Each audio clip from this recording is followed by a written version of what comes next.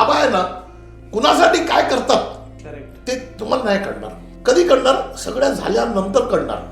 काही कशासाठी केला. अच्छा, मी काय वैद नाही का, मी काय एवढं शिकलेलं नाही, मी काय डॉक्टर नाही, पण जर का मी बिमारीवर ग्रंथ लिहिला, त्याला ग्रंथच म्हणू शकतो आपण, 108 बिमाऱ्यांचा विलाज लिहिला आणि लोक आज त्याला वापरतात आणि त्यांना साक्षरचा फरक पडतो.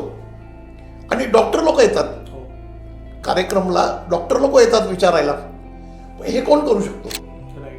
हे सद्गुरूच करू शकतो. मी बाबांना विचारतो, बाबा काय करू? बाबा म्हणतात त्याला सांग हे करायला. आता चांगलं आठवण आली, पोट दुखण्याचं आहे ना, एक कहाणी सांगतो. मला परवीन इसके पेट में है ना 10 साल से दर्द करता है. जाम लोक डॉक्टराकडून दवा घेतली, सगळे हे केले, काय होत नाही.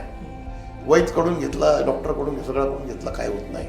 म्हटलं तेरे घर का माले के ऊपर एक कुर्सी पड़ा है जिसका 3 पैर है, वो निकाल, वो तोड़ के जलाओ. तर त्यांनी बायकोला सांगितलं उसको तोडो और जलाओ. आणि त्यांनी त्याच्यात काहीतरी घासलेट बिटलेट टाकून आग लावली. त्याने तिकडे आग लावली ना, इकडे याच्या पोटात थंड वाटतो. अरे बोलते मेरा पेट ठंडा हो रहा है, मेरा पेट ठंडा हो रहा है. अरे बोले रुक, तेरा दर्द बंद हो रहा है.